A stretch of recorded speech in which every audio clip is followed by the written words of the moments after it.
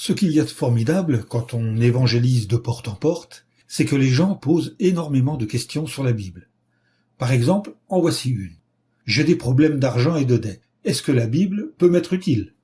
Eh bien oui, la Bible donne des conseils qui peuvent nous aider à gérer nos problèmes d'argent et nos dettes. Nous allons voir 4 points rapidement. Premièrement, établissez un budget.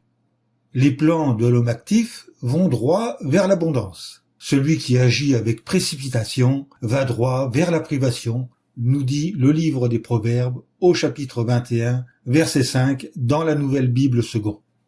N'achetez pas sans réfléchir un article juste parce qu'il est en solde. Établissez un budget, en listant vos besoins et en déterminant combien d'argent vous pouvez dépenser, puis respectez-le. Deuxièmement, évitez les dettes inutiles. La Bible nous dit « L'emprunteur est l'esclave du prêteur », selon le livre des Proverbes, chapitre 22, verset 7.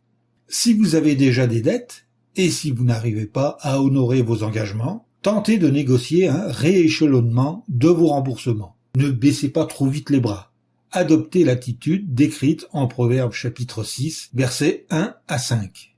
Humilie-toi devant celui à qui tu dois de l'argent. Insiste auprès de lui. N'accorde pas de sommeil à tes yeux, selon la Bible du Sommeur. Même si votre première démarche n'aboutit pas, n'hésitez pas à insister. Troisième point, dites-vous que l'argent n'est pas tout. L'homme envieux est pressé de s'enrichir, mais il ne sait pas que la misère viendra sur lui, nous dit toujours le livre des Proverbes au chapitre 28 et au verset 22 dans la Bible Second 21. L'envie et l'avidité peuvent non seulement mener quelqu'un à un désastre financier, mais aussi lui faire négliger ses relations avec Dieu. Quatrième point, apprenez le contentement.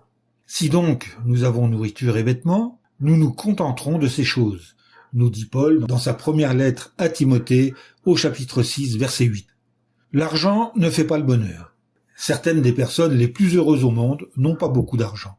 Par contre, elles possèdent l'amour de leur famille et de leurs amis, ainsi que de l'amitié de Dieu, selon le livre des Proverbes, chapitre 15, verset 17, ou encore la première lettre de Pierre, chapitre 5, versets 6 et 7.